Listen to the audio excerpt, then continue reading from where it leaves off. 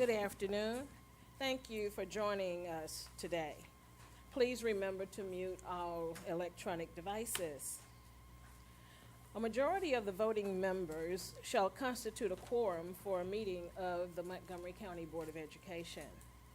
We have 6 of our members present at this. We have all 7 of our members present. I declare a quorum is present. The agenda has been posted for our review.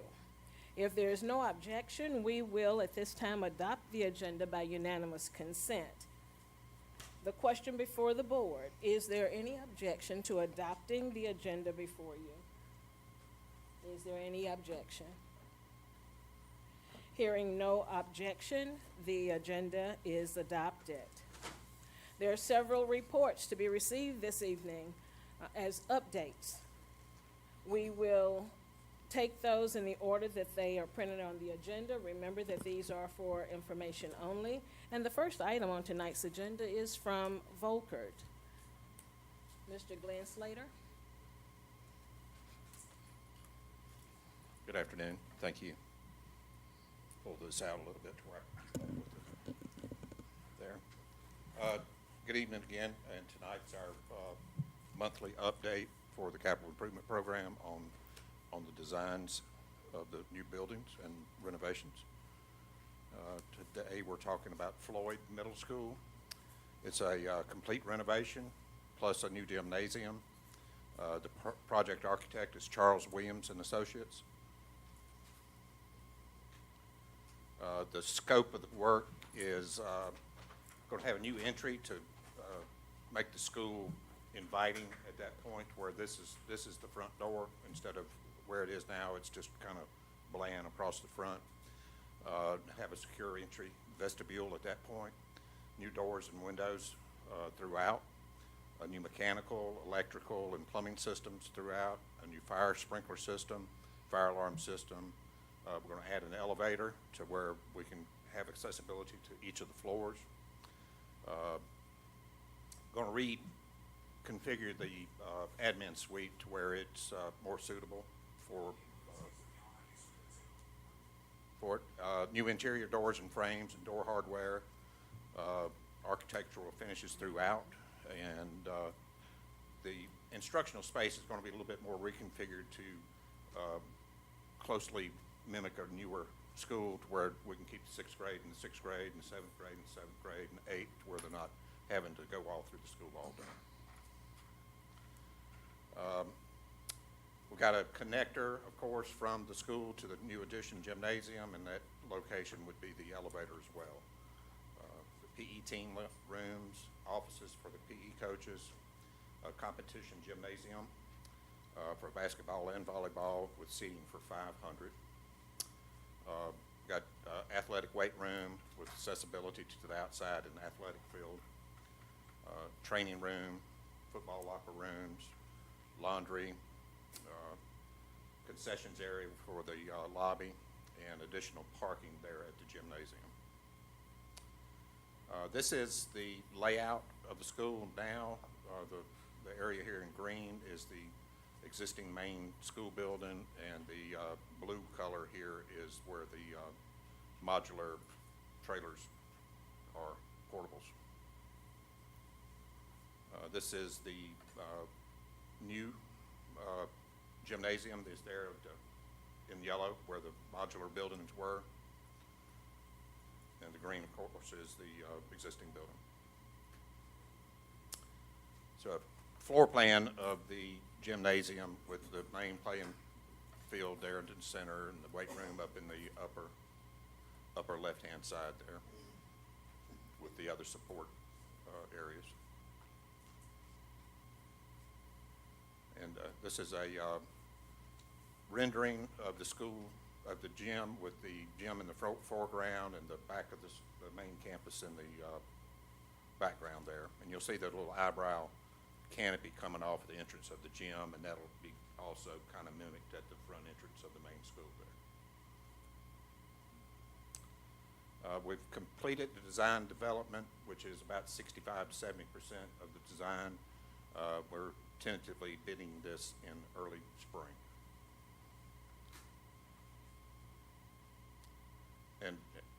the design will be finished before the end of the year, but we're gonna wait till spring to bid it because of what we need to do with the children at that point where they, once we start construction. Our MBE and DBE reporting, we're currently at 21 million for overall professional services, and of that 10.8 is for minority participation, or a little more than 50%. And that concludes my update. Do we have any questions? Thank you very much. Are there questions? I have a question. You said you all are waiting until you can talk about where the children will go when the construction begins. We don't know where they're gonna go? Yeah, we're already accounting for swing space, probably at the current site where BTW is exiting. More than likely, that's going to be the space we use for swing space. Okay, thank you. Thank you. Are there other questions? Okay, thank you again. Thank you. At this time, we're going to move to our facilities update. Mr. Chad Anderson.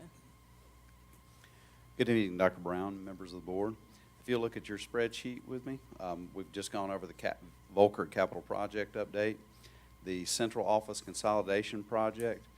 The binder layer has been poured on the east side by the city for us, and finishes continue on in that building, Building B. They've started lining up the flooring in that area. We've got an inspection on the, or a smoke test on the kitchen hood and the test kitchen in that area. And furniture is being installed in Building C. And they'll move into the professional development there as well, office furniture for those areas to start in there as well. And then we are working on setting up the final inspection and elevator inspection for Building C so that we can occupy that. The first area that we'll be moving over will be the Bellinger Hill location, and they'll go on the second floor. And then we'll start working with the different entities in this building to move them over in sections at a time. One of the things we don't want to do is overwhelm IT with all of the computers and copiers and printers and phones and those things that have to be set up. So by moving it strategically in sections, it'll help us to make that a little more seamless, especially being during the school year. So we're excited about that, getting out of this building and the issues that we have here in Bellinger Hill with roofs and air conditioning and HVAC, and going to that new site and being in that will be much anticipated and appreciated. The BTW construction update, we have successfully moved into the main parts of the building. The gym construction is ongoing. We are setting up the overhead inspection. We have an OAC meeting tomorrow, and we'll discuss that, and that should be following up pretty soon.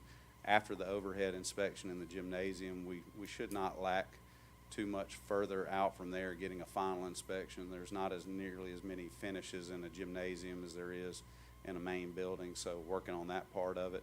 The contractors are working on the architect's punch list at this time in the main parts of the building. They're working around and working with Dr. Starks to make sure we don't interrupt instruction time. And then if you were out there yesterday, they started up the red light after the intake in the morning, so the red light is fully functioning out there on Bell Road. I'm working on that, and Dr. Starks, they're doing a great job with their traffic. It has progressively gotten a little bit better each day. Typical parents are working on learning the new flow of things, and then there's a lot of options there that we're working with security and the school there to make sure we get that flowing as quickly and smoothly as possible. The Goodwin HVAC project is moving really, really well. We're right on schedule with that. We're in the courtyard at this time working on those windows. They've already completed the windows over the library and the library section, and they're turning the corner to the back side of the building and moving along quickly there. Once we get past the walkway that connects the two legs of the building, they're going to re-pour the concrete to make it safer for ADA access and put a new awning over the top of that, and the awning that goes from the gymnasium to the main building as well. So we're going to be fixing those areas with it. The Brewtech HVAC project is wrapped up and moved very well on that. They're just kind of cleaning up and doing some final things in there. Been working on that to get them in the building as smoothly as possible. Principal Norad has done a great job and working with us throughout this process, and that has gone really well. The Vaughn Road re-roof is well underway. They're working on that, dodging some of the storms that we've had. We had an issue over there with one of the tar kettles that they had. It caught on fire, did not damage the building. We did sustain a little bit of damage to the freezer, the cafeteria freezer, and they're working on getting that taken care of, and that'll be on the contractor to help make whole. But they'll move to Wares Ferry after they finish this job. J.D. Danley roof replacement, the roof is complete. They're still working on the metal that goes around the back annex of Danley. They've cleaned up, they've patched the parking lot over on the J.D. side, and they've cleaned up the parking lot on the Danley side. And then once they finish the area in between the building and the portables, they're going to smooth out that surface for the students to be able to move more quickly from their classes to PE. Brubaker Intermediate HVAC renovation. I have a question about JD. Yes, ma'am. Some of my constituents were wondering when were you, what if the parking lot by the church was complete? Yes, yeah, that's the parking lot that was damaged. They re-poured that and replaced that damaged area. Yes, ma'am. Okay, and they wondered if you were going to get lines or anything like that? Not at this time. We really wanted to kind of hold back because with the project that's upcoming, and I've been letting administration know that there, we don't want to really do a whole lot to the parking lot because construction is going to tear it back up again. So, and they may need that for a lay down yard, just like the roof had to lay down there as well. So, didn't want to sink a lot of money or extra effort into that when we know we're going to tear it up doing it again with more construction. So They were just asking, and I figured that was what it was, but Yes, I just ma'am. wanted you to say Yes, ma'am. that so they would know. yes, ma'am. The Brubaker Intermediate HVAC renovation, they've completed the drop ceiling and the lighting inside, and they're working on the mechanical rooms now. What they're doing is phasing that project where we'll bring in the move-in cools, the portable cooling towers to go into the rooms. As we're doing parts of the renovation in the phases, they'll move those from section to section. Right now, even our full HVAC struggle to keep up with 101 degree heat and 110 degree heat index. So the moving cools, I'm sure, are being put to the test. But it's a temporary thing that will be a lot better in the long run. The BTW traffic light, of course, we completed that. We talked about that a little bit earlier. And Carver High School 9th grade academy, Volkert addressed some of that. You can see the construction that's underway there and working on that. The important part of the phasing, we want to get the 9th grade academy done first, and then the field house is a second priority with that. We want to make sure the students are ready to move in as quickly as possible, and our goal for that is prior to the start of next school year. The Brubaker primary HVAC renovation, they're going to start, it's typical to what's going on in the intermediate now. They're going to work on those mechanical rooms, and we'll just do in reverse what we did at Brubaker Intermediate. We'll work on the drop ceiling and the lighting, maybe some during some of the holidays, the longer stretches of that. And then next summer, we'll try to complete that part of it. So they'll have HVAC going along the way here, and then at the end of the summer, they'll have all the drop ceiling and lighting in with that as well. And then the South Lawn Middle Gym, I'll go into that next portion unless we have any questions on this. Exactly, thank you. We did get the question about the JAG parking. Yes, ma'am. At this time, are there additional questions from Mr. Anderson? No, I just have a comment, please. Yes. Thank you so much for going over to Park Crossing and taking care of that. Well, it is a team effort. I've got a great team, and then other teammates that are in this room. We don't exist in silos. We work together in cabinet and leadership and our groups, but our maintenance, logistics, security, all of my departments really pitched in. C&P is going to come in and start providing meals. And then I know technology is working on helping them and student services get Chromebooks out quickly as possible. And then the teachers with patience and understanding. So it's just a real team effort. I'm blessed to be with a group like that. Absolutely, The thank first you. photo up, so I wanted to take that. Yes, ma'am. At this time, are there questions for Mr. Anderson? Hearing none, you may continue with the letter of recommendation. Yes, ma'am. We're presenting a letter of recommendation to accept the low bid for the South Lawn Middle Gymnasium improvements there, and that is before you tonight. Okay, That's very, very cut and dry. thank you very much. Are there questions regarding that letter of recommendation? Hearing no questions, at this time, we will move to the school specialty quote with Spire. Dr. Sharkins?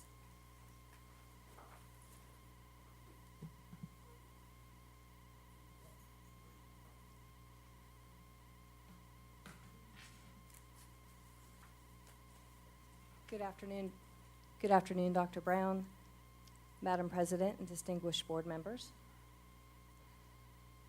A committee consisting of local reading specialists, principals, and central office personnel evaluated the Alabama Literacy Task Force approved intervention programs and chose Spire by school specialty as the kindergarten through third grade reading intervention and/or dyslexia-specific intervention for the district. Spire incorporates research-based best practices and is a comprehensive and multisensory reading intervention and instruction program that can be utilized to support struggling students, including students with the characteristics of dyslexia. The financial expenditure includes resources for students in kindergarten through fifth grade, as well as initial and ongoing professional development for local reading specialists, academic interventionists, principals, and teachers in grades K through 5. Are there any questions? Okay, thank you. Are there questions of Dr. Sharkins? Yes. Yes. go ahead. Dr. Sharkins, I noticed that you all came up with a number. Can you tell us where these numbers, like the quantity, you have 2,335. Is that total K through 3 or dyslexic children that have been identified? No, What is that ma'am. number? That supports the teachers and the number of teachers that would get supplies to serve students that might need that Tier 2 and Tier 3 support. So those are student supplies based on our current enrollment. Student and- supplies based on our current enrollment. Yes, Okay. let me fast forward to. Yes, so you're talking about the resources, the list of resources. Right. Yes, and actually, I said current enrollment, that was based on last year's enrollment, but also students in kindergarten through fifth grade. So, yes. And is there any professional, I do see professional development Yes, ma'am. day, but this includes our special ed teachers also, right? Yes, ma'am. When you're talking about this? Yes, Okay. ma'am. I neglected to mention them, but yes, we are going to include them as well. I do have a question with the Spire, and I noticed that it mentioned the Literacy Act. Will this Spire be used as obviously an intervention, but will it align with MTSS? Will it be kind of documented in there as one Yes, of ma'am. the intervention? Okay. Yes, ma'am. Okay, thank you. Seeing no other hands, we'll move at this time, and I apologize, thank you, Dr. Sharkins. At this time, we will move to Studies Weekly, another quote from Dr. Dowdy. Good evening, Madam President, Superintendent Brown, board members. Would like to take the time to present to you Studies Weekly. Studies Weekly is first and foremost the core curriculum for social studies, K through 5, that we've been using for the past couple of years. It is a standards-based K through 6 core curriculum, and it's in a periodical format. Studies Weekly has been used again for many years, and it is aligned with the Alabama State standards and frameworks. It is integrated with ELA, research-based, inspired, and scaffolded, consumable, hands-on, interactive, in which it has an online component. Each lesson contains an assessment piece and extension activities. The impact is student-friendly, organized thematically through the strands of civics and government, geography, economics, and history. Most importantly, it serves as an effective tool to practice and review taught ELA standards. As far as the quote is concerned, it's a one-year subscription that will provide every K-5 student the weekly periodicals and online access, as well as teacher access. It's to grade their assignments, as well as all of the various resources that come with the program and extension activities. Studies Weekly will also provide MPS teachers with the following services: qualified webinar sessions up to 2 hours, and qualified face-to-face professional development session up to 6 hours. The total comes up to $141,835.35. Any questions? Okay, at this time, we will take questions. Yes. I have one. I just want to know, I'm interested that's not a lot of money, but I'd like to know the schools, how often are they using it?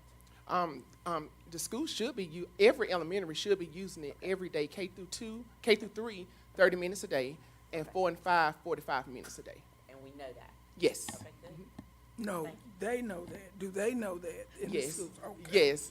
We They've know. gone through many trainings throughout the years, as well as I provided training on the 7th and 8th as well with Studies Weekly and the requirements and expectations. Okay, so it's not an option. No, it's not. Okay, good. Good. And so the 6 hours that we're paying for, you're providing PD in addition to that? Because that's not a long time. Correct. Okay. To all new teachers and those who need a refresher, I will provide those PDs to them. Yes. Okay.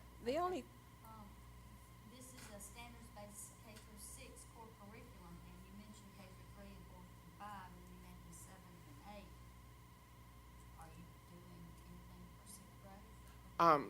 For what grade? I'm sorry. 6th grade. 6th grade falls under a different category. This is just K-5 here. Once you get to 6th grade, it's a different program. But you said you were giving support to 7th through 8th grade. I don't recall No, seeing it. Pam, it's on Oh, here. I yeah. got confused. So Yeah. you're 6th, you're not, it's just K through 5. K through 5, Okay. yes, ma'am. I wanted to make sure. okay, those were great questions. My excitement with this particular program was the infusion of ELA standards.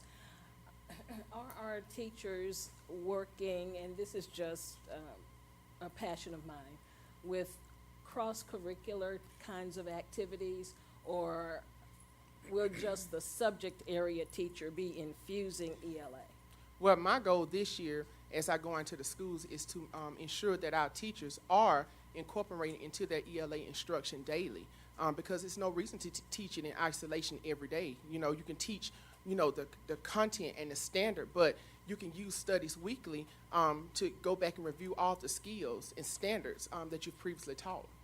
And I know we're not involved in day-to-day, but if these teachers could get together Yes. and collaborate, and ELA help with the social studies and the science, Correct, it all that comes wonderful together. stuff. I apologize, but anyway, that was so exciting when I read the infusion of those standards. Yes, Ms. Cloud. Okay, how often will you go in, and which schools are you going into? Well, first I'm going to go into all schools starting next week to just do a consensus and see the needs of every school individually, and then I will work from there. Thank you, all K through 5 schools. Yes, ma'am.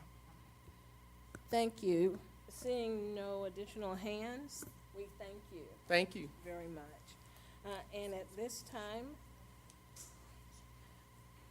we're going to look at Houghton Mifflin Harcourt. This is a proposal, Dr. Johnson. Yes, ma'am. Good evening.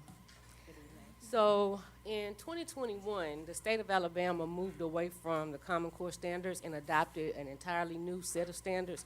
And with that, we had to adopt new resources. And so the teachers all met and they adopted, and you all approved HMH as our core program for ELA. One of the things that we purchased along with the program when we first implemented was coaching, where several employees from HMH actually come into Montgomery Public Schools and support our teachers. So we had 5 visits, 5 in-person visits for each certified teacher in each one of our schools. We also have getting started training for our new teachers and our non-certified teachers. Along with the program comes a writing program, and it's called Writable, which can be used across all content areas. So we're asking to renew that contract so that those coaches can come out and assist our teachers. We've seen from our data that our students struggle in ELA. We're responsible for reading, writing, and grammar, and so it's a lot, and all of those standards were changed. So we're asking that we're able to take advantage of the coaching and support that HMH is willing to provide. I want to take a look at our data for the district. What you want is blue and green, okay? What this is telling us, the red shows these are students who are 2 or more grade levels behind. The orange is 2, and the yellow is 1 or more. So with those coaches, we'll be able to target specific schools and specific teachers, especially those who don't have certification, and we're asking them to teach grammar, reading, writing, and all of that. So by grade level, it looks the same. So across the district, you'll see that our students, you don't want to see red. So if I click on each grade, we have a lot of red. And I believe that our teachers right here, this shows the usage. Our teachers were using the program. The ones who were able to, who understood, who were here when school first started, but we do have some that came late and may have missed the training that we put on in August. So we're asking, because our teachers like the training, they like the program, and they're implementing it to fidelity. So we want to just make sure that this year when we start out, that we're starting out with full support for all of our 6 through 12 schools. And this is what we're asking for. Are there any questions? Thank you. Yeah, I do. Dr., go ahead. Dr. Johnson, do you have, I don't see the visual of, and it's hard for me to see from like, could you send me the reds and the greens and stuff like that? Because I'm not seeing that on this report. Yes, ma'am. Okay. Yes, ma'am. And thank you, will you share that with me, because I tried to use my phone and I couldn't get past it. Yes. Question. Okay. Yes, go ahead. Dr. Johnson, I wanted to talk about the training aspect. You said that there's a training in August, and we do have, because of, how logistically we move around, will there be refresher trainings throughout the year, especially in the schools, so they can sit down and actually look at the data and then plan how to move forward? Absolutely. Where you see Teacher Corner live events, these are opportunities for teachers who need training. They can get it on demand. And so they simply sign up for a webinar. They can do it as a PLC. They can do it individually. But there are opportunities for continued ongoing coaching and support. Okay. And I have one. Yes, okay, we have a question here, Ms. Brown. Yes. My only question is, how often are we reviewing the data with the teachers? The expectation is that we're looking at the data after each administration. For example, they are currently in testing right now. They're doing the beginning of the year test. The expectation is that once the testing window closes, that the school has a meeting, a data meeting, and they pull that data at that time. The program also groups the students for the teachers. So once they pull the data, they'll actually have groups of students, those who are below grade level, those who are on grade level, and those who are above grade level, So they'll be able to provide assistance on the different tiers based on the actual test. So the expectation is that everybody has a data meeting at the end of the testing window and begins to provide intervention as needed. So remediation Yes, is ma'am. immediate. Yes, ma'am.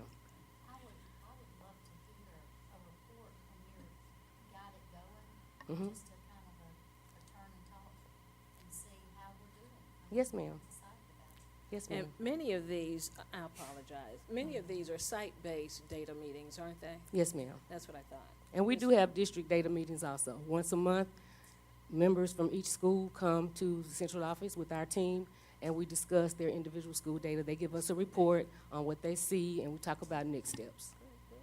I apologize, Ms. Portis, go ahead. So, Dr. Johnson, we're letting our new teachers and our emergency cert teachers know that if they don't know how to teach in a certain tier that they can come and demand a PD. Yes, Is ma'am. that right? Yes, ma'am. And when you say we, what's that team consist of? I know it's you. It's me, it's my colleagues. LaShonda Harris is the social studies specialist. We work closely together. Okay.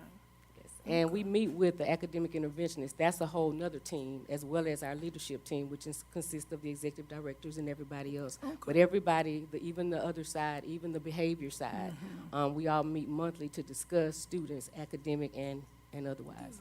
Okay. Thank you, Dr. Johnson. Yes, ma'am. Okay, at this time, we are looking at the Imagine Learning contract with Dr. Monte Linebarger. Hey, good evening, board. Good evening, superintendent. Today, I would like to bring the Imagine Learning quote to you once again. We made some changes with Imagine Learning. The first time we came, I believe, we had a 3-year quote. We did listen to some of your concerns, so now I would like to present to you a 1-year quote for Imagine Learning.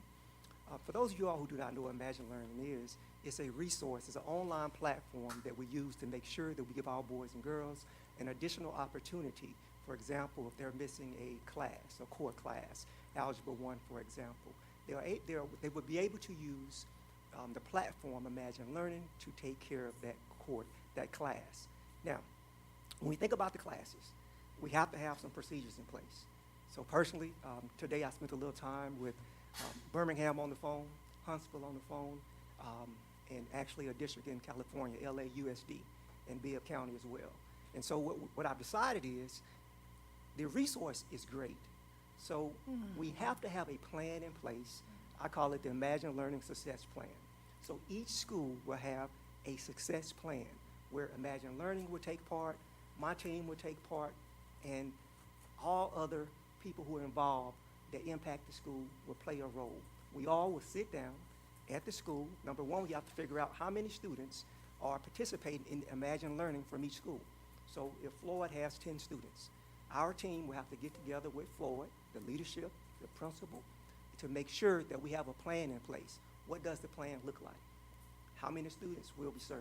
Number one, where will those students be? What is the checks and balance system? Who's doing the monitoring?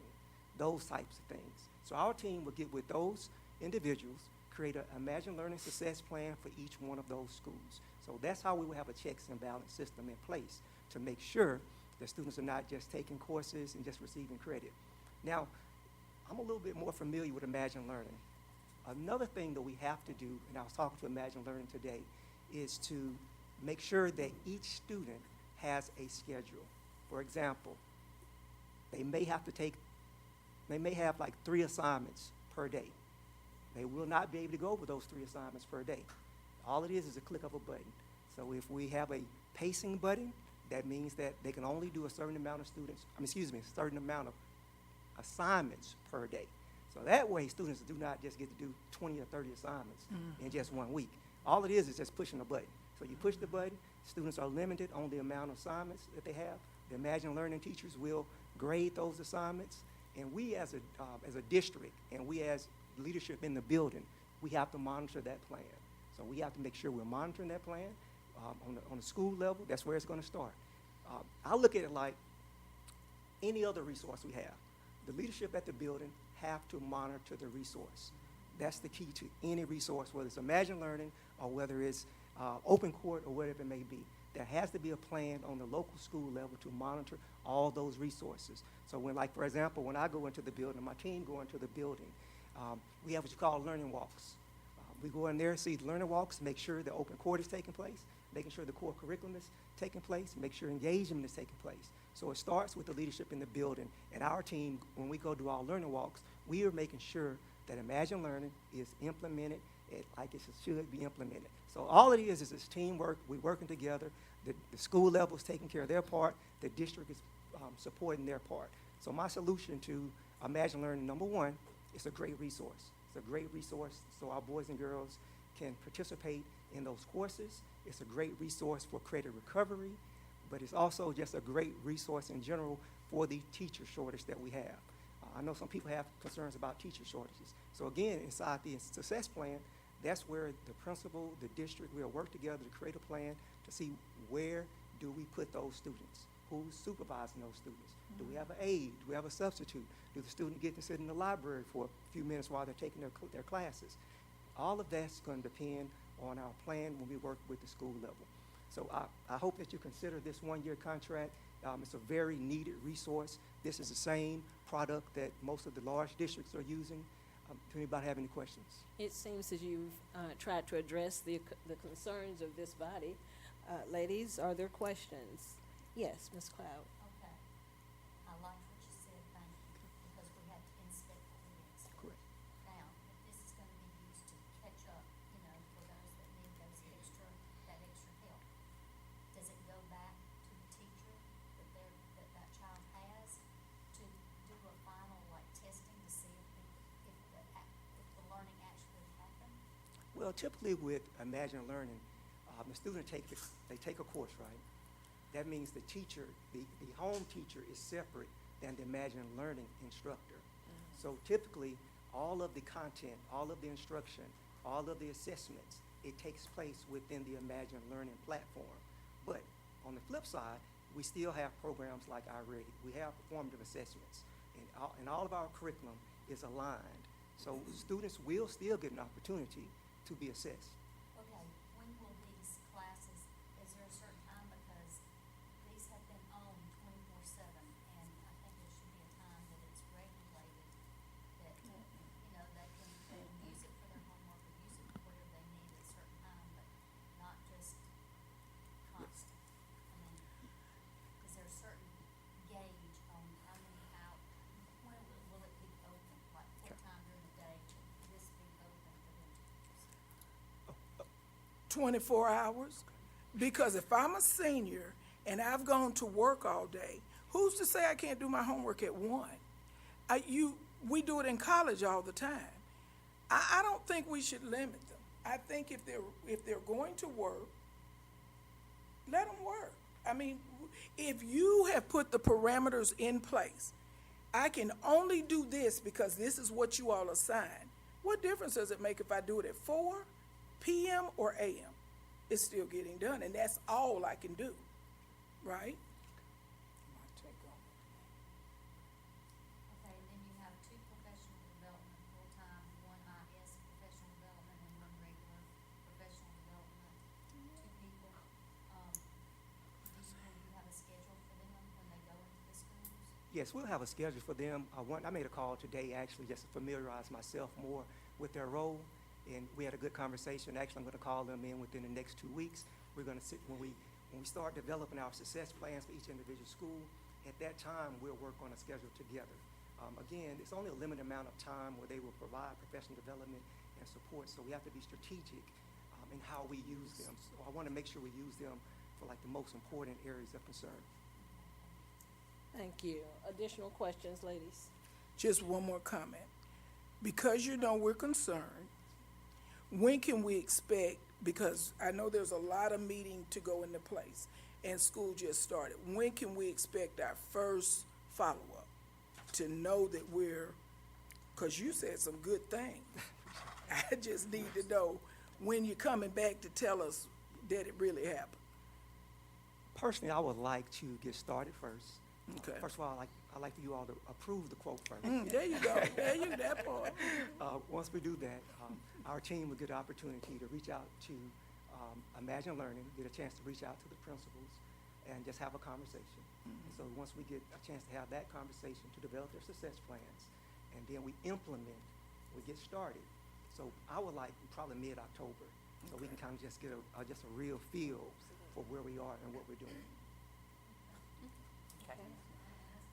I just want to say this, okay? I came here today to be the last person or next to the last or third to the last to speak on Edgenuity because it's the only area that I have an issue with. I will agree to disagree with you on it being a great resource. I would define it as a resource. Being a great resource, it might be great for the ESL students. It might be great for those students that have long-term illnesses and problems like that. But it has, in the past, up until just June 1 of this year, it has been basically a diploma mill for those that wanted to get through quickly. What I am pleased with is that you mentioned that there would be a PACE button. And that, that gets my little perk going, okay, I appreciate listening, because there were enough of us on the board that we wanted to can this, I'll be honest with you. And it could have, I'm not being ugly, it could have been canned real easy. We hear that y'all do understand that this is something we want something different on in the future. I can hear, and I've heard from other board members that were kind of on the fence about it, in fact, today, that said, well, at least, we can't go backwards, we gotta have something. Well, I could have said that in January, because we're now 6, 7, 8 months later, and I want to know that the next time we come to the table and we hear that big E word or that big I word, imagine or edgenuity, that it's in the trash, or considered, there's got to be something better. If something happens where, hey, we see this is working and it's more than just more for our graduation rate, I agree that it's a good resource. This old lady here, said to me, Lisa, people use it as a resource. So I've had several people talk to me that I'm more settled with it than I was 2 and 3 months ago. So I do appreciate you coming up here. And as long as it's a year, I'm fine with it. But I just want it to be understood. Well, I just told turn Dr. red on Keith, this. there's another side to that. There has been some dysfunction. There's enough dysfunction to go around. But as a math teacher, it was a resource for me, and it was a great resource. When I had children come in a classroom that couldn't do the standards I had to teach, that's where I had to put them. They didn't complete it because they weren't in there to complete it. They were only in there to catch up.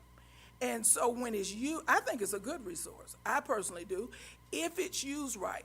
And then, to no discredit to my professional peers, a lot of people don't know how to use it. It was given to us. We had one person in the entire district for professional development. So in all fairness, if it's rolled out right and they're given the opportunity, you may hear the teacher say, okay, this is not working for us. So, yeah, I think a chance, how much is the chance gonna cost? It's a lot, but I did hear, our superintendent has assured me that he will find somebody on his staff to give us regular reports, starting in October. It's fine. Mid-October. I know that just got started, but I would like them to be consistent reports, what schools aren't, is it helping, how many? My big thing is I wanna make sure that the rules are followed, that they have 40 minimum, that they're not tested and retested 30 times. These teachers are complaining about the pressure that they have on them to test and retest. Yeah. I don't know every teacher. I am still a teacher, and like I said, I will die teaching. I know I will. But we've got to have, teachers got to be able to teach and not be pressured from the White House up here. I call it the White House because it's central office, to tell them, hey, just retest. I mean, when there are children that don't want to learn, it's time to let it go. They didn't make that 40 minutes. Ms. Cloud. And this is just for middle and high school? Yes. Okay, and then,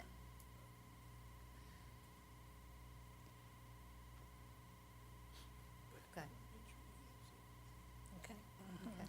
All right. Thank you very much, Dr. Linebarger. Thank you, guys. Have a good night.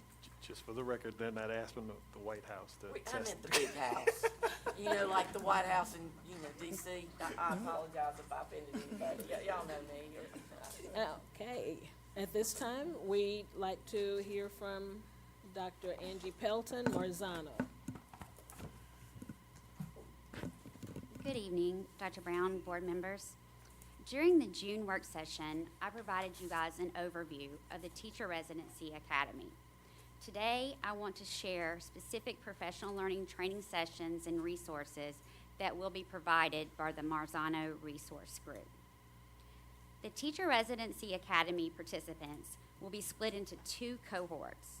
Each cohort will receive 7 days of PD on the following concepts: the new art and science of teaching, the personal side of beginning teaching and self-care, student engagement, setting goals and assessing, classroom management, direct instruction, practicing, deepening, and applying knowledge, and relationship building.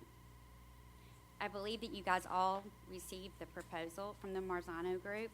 On page 11, there's an investment summary there. I like the word investment because that's what we're doing. We're investing in our teachers. The funding will come from Title II carryover funds. It will also pay for our trainers, the license for the online platform, and the resource books. With the two cohorts, that we will split, instead of originally having 100 in one room, we will split into two groups of 50, which makes it a little more manageable. The cost of the PD varies based on the trainer that will be provided and their expense. So that is the large portion of the cost is on the PD days. But I want you to think of these PDs is equivalent to 10 to 15 teachers' travel expenses, such as flight, registration fees, hotels, per diems to attend out-of-state conferences. That would pay for it. Also on that sheet, we are removing the $2,757 for the new art and science teaching book that is in the resource book that can be used. In the future, we've already started the process for applying for the Teacher Leader Incentive Grant that's offered by the USDE that will fund this so we can sustain it over time. In closing, a good education can change anyone. A good teacher can change everything. Any questions? Thank you so much. I had two questions that I would like to, or maybe two items to look at. You hit one of them. I was going to save that for Mr. Watts, but the sustainability is so important if we want to be able to continue this. So thank you for the sustainability piece. Are we looking at the high reliability piece to, is it something that's still up in the air, or It's is it just an something that option. we want to do? We're Right. just giving it as an option right now because that would be, there's level 1, level 2, level 3 certification. If we have teachers that want to pursue, we want to encourage ongoing professional learning. However, we know a large portion of them will not continue that process. I got it. So it's not the district, it's, as it's printed here in front of me, reading is fundamental, $4.99 per participant. Thank you. So we're growing our teacher leaders. Absolutely. Yes, ma'am. And eventually, the next couple of years, of course, it will cost, but eventually we won't have to pay a trainer. We'll have the trainers to do this. In-house, absolutely. Are there other questions? Yes, Mrs. Smith. Just to comment, I pulled you to the side and said I'm overly excited, but there were some things that I took away from the material when I read it.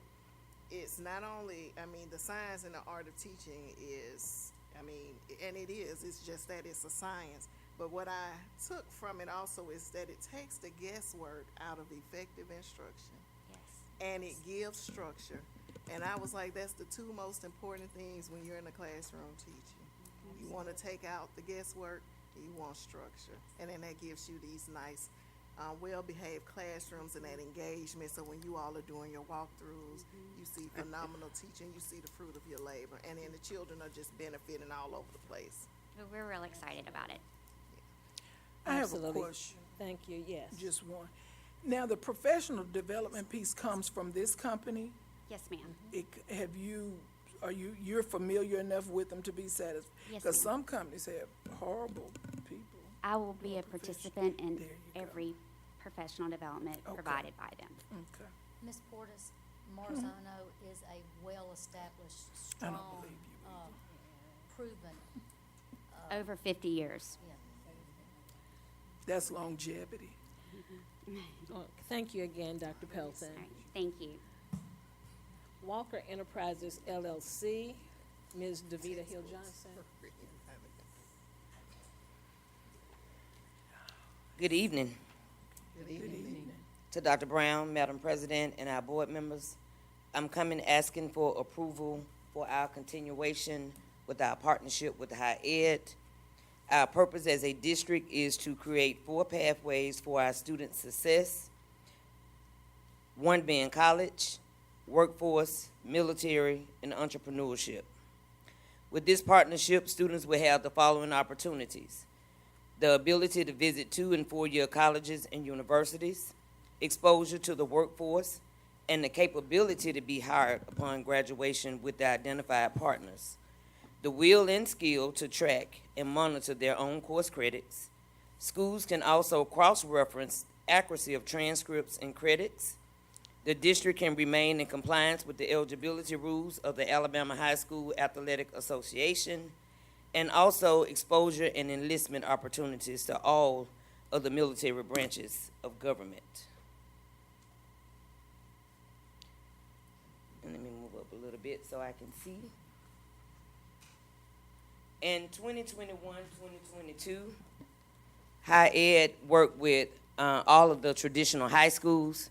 This particular year, they had an emphasis on working with Lee, Lanier, and Impact, and they ran a military campaign as well as a workforce recruiting campaign. Out of those particular 3 schools, they had 43 students that participated in the military recruiting campaign. And in the workforce recruiting campaign, they had 40 students that applied, 28 students were offered jobs, 15 of those students accepted jobs coming right out of high school, which is equivalent to about $600,000.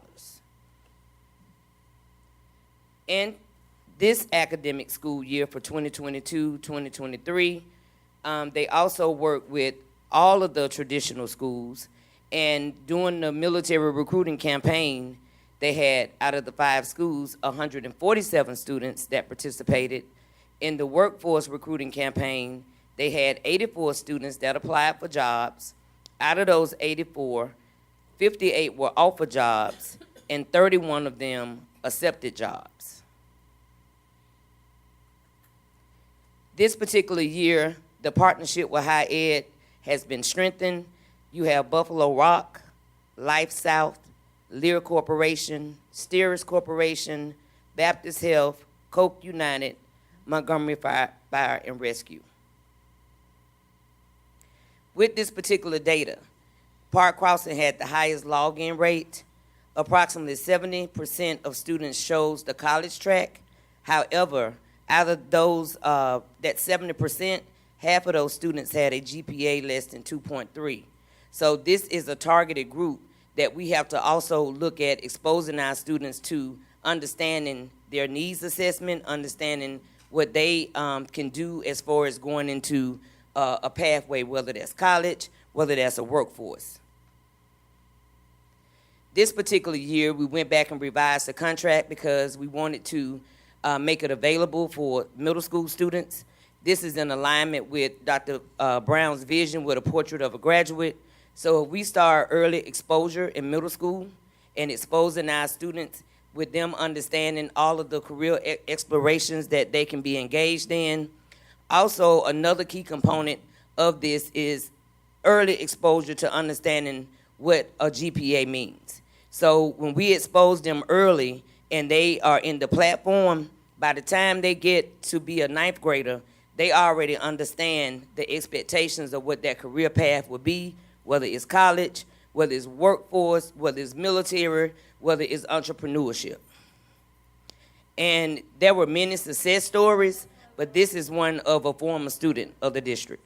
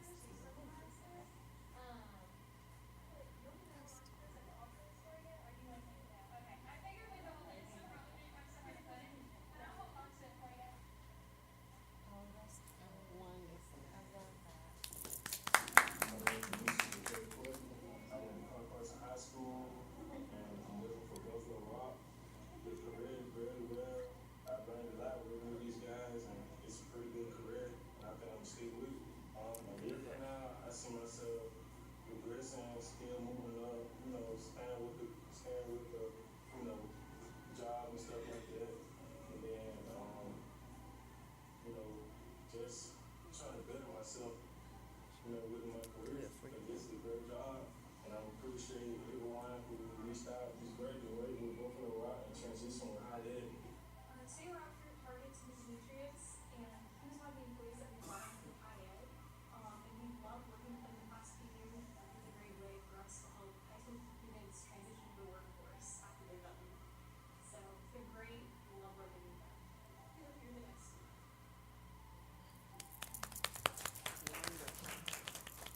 Any question, right? Thank you very much. Are there questions? Yes, Ms. Cloud. You mentioned schools. What schools are we looking at this year? All secondary schools. All secondary? Yes, ma'am. What about middle schools? All middle All schools. middle schools, all high schools, okay. Yes, ma'am. All right, thank you. Thank you, thank you, thank you. Yes, Ms. Smith. Yes. I know every year, I think they get some form of acknowledgement, and it's usually held at Impact. So if you've not seen it, from colleges and universities to the business industries that hire our students, it's a sight to see, and it's watching the kids going out into the workforce is almost like watching a child get a scholarship. They're really, really excited. But I did want to ask, and it may or may not relate, and that's why I'm asking it, but with higher ed, do they also help the students as they're looking over the things that they need to be successful in their pathways? But does it look at how to get them credentialed in certain areas? Is there some type of preparation for the ASVAB, ACT, SAT? And if they're undecided, do they also partner with us to help those students to get into the dual enrollment programs, even at Trenum? I know I spoke with someone from the Chamber of Commerce, and they were like, you know, we really would like to see dual enrollment push for the workforce side of it, so for those type of undecided children. So I was just wondering if that was something that was embedded in there as well. Yes, ma'am. Within that platform, you also have two components with the ASVAB. Mr. Walker works with all of the schools to make sure that students have an opportunity to take those assessments in the fall and in the spring. Also within that platform, you can click on any college or university. It takes you straight to that particular portal. He works with the schools to make sure that all students are completing their FAFSA, that they understand the ramifications of completing that within a timely manner. So also within that platform, whatever career path that they want to choose, they also have an opportunity to click on the ability to be able to click on jobs that are posted, and they also teach them interview skills. Okay, and the soft skills too, I know. Yes, ma'am. Thank you. Additional questions? Thank you very, very much. Excuse me, Ms. Hill-Johnson. At this time, we will hear from Ms. Jamie Wilson, MTSS Coordinator, Job Descriptions.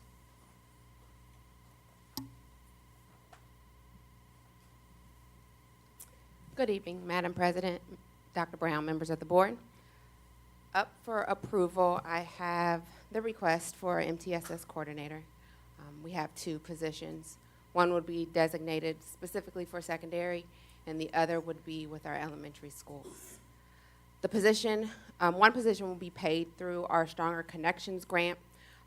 We received this federal competitive grant to support multi-tier systems of support, which is MTSS, with the emphasis on tiered services to support individual students. The focus of the grant will work with students tier 1, 2, and 3 through academic, behavioral, and wellness support.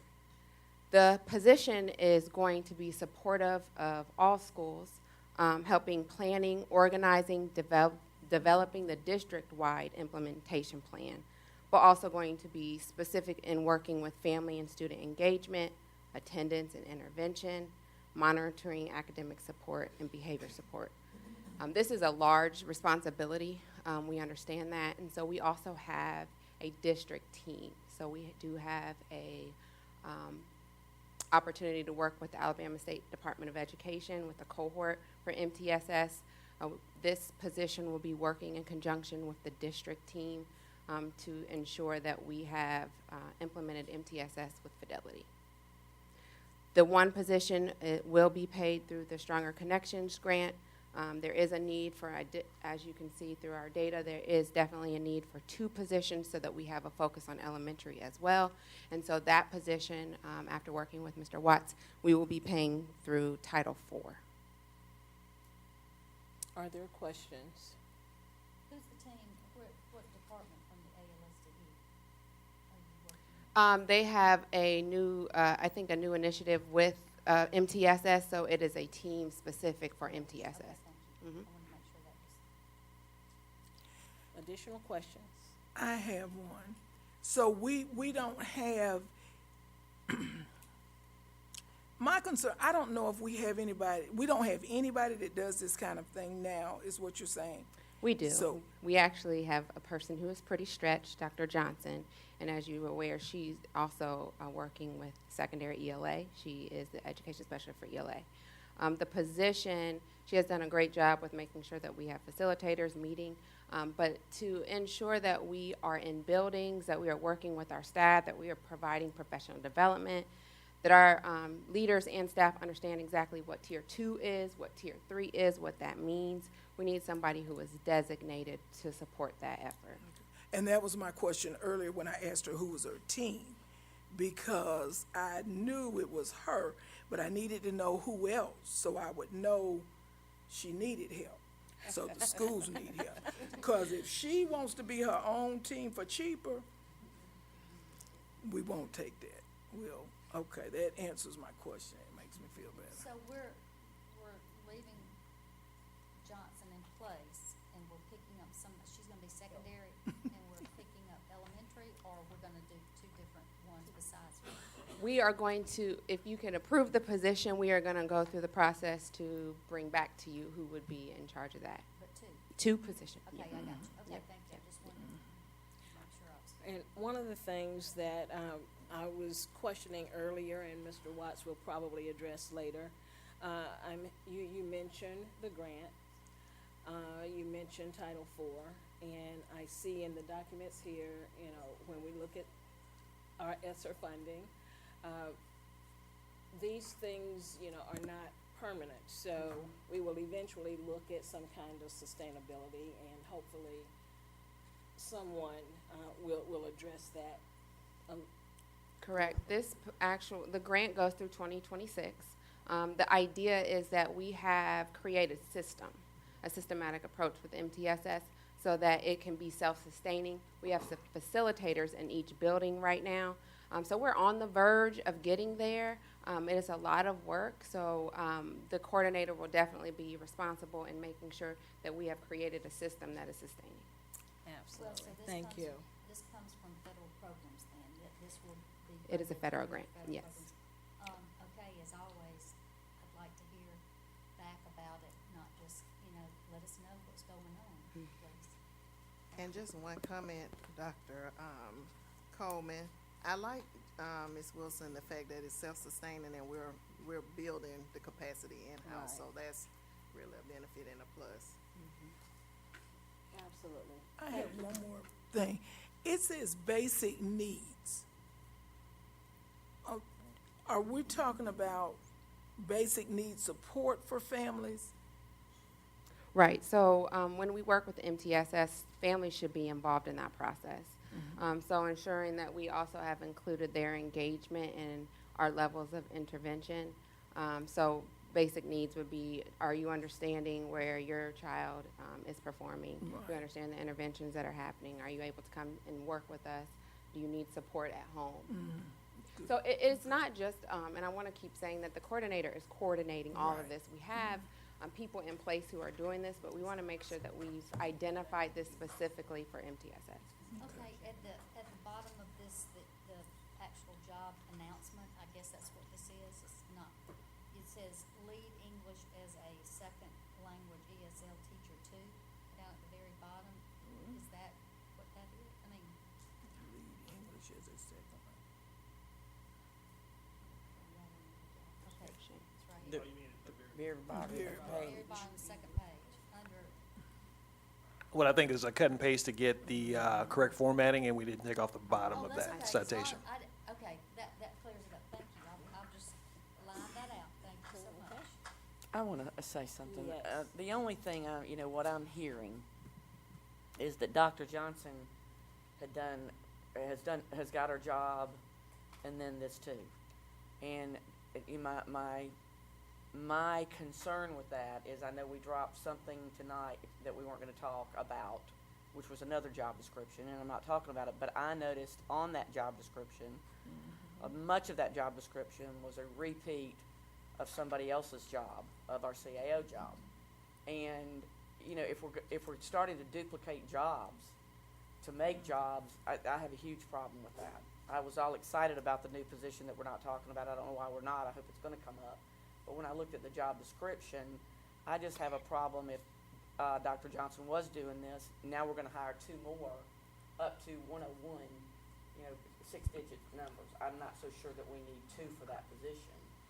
So that's my concern with that. I think the key to keep in mind is these are being paid on grants, so they're not coming from the general fund. But knowing our struggles in ELA, it's important that Dr. Johnson is able to focus in that area, and we know we still have significant issues with MTSS as well, and providing wraparound services to our families and making sure kids get the types of resources they need to be successful. So I think for numbers of cycles, years, however you want to look at that, numbers of people have carried lots of responsibility and therefore been stretched, so we can't meet our full capacity. We're trying to make sure we're able to put those pieces in place so we can be sustainable and have build capacity for everyone. Well, like I said, if you feel we need to, fine. I hope we're not dropping the other completely. No, and that needed some revisions, that's all. I just think it needed some revisions because there was a lot of duplicated work that somebody else. That's should be exactly doing. why it's not. Okay, thank you. Good.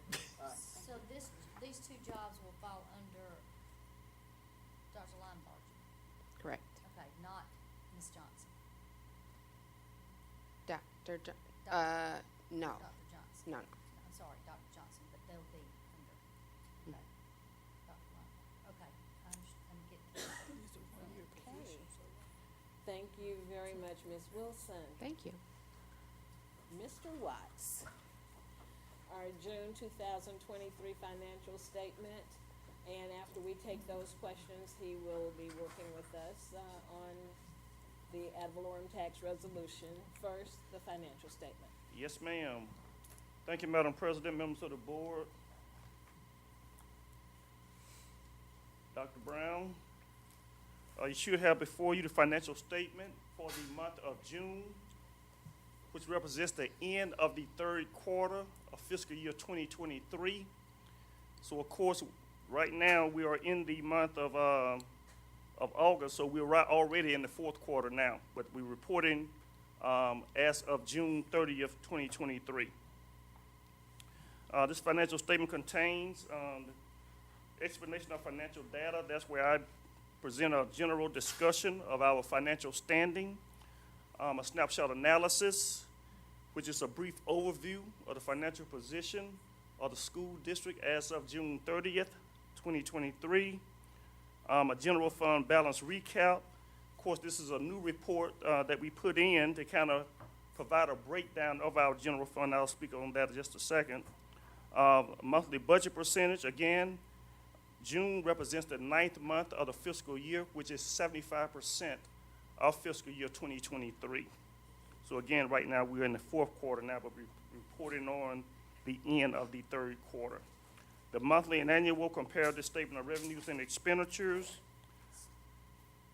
which pretty much provides a comparative financial data of our month-to-date and year-to-date financial information, and it compares it to last year's month-to-date and year-to-date financial information. Statement of cash flow, basically cash received and our cash paid out as of June 30th. Then there's a pie chart or a graph of those cash inflows and outflows, and a combined financial statement, which is the district's balance sheet, and pretty much an income statement, which is called a combined statement of revenues, expenditures, and changes in fund balance. But in private industry, they call it an income statement. Madam President, in Division 2, you would note in our snapshot analysis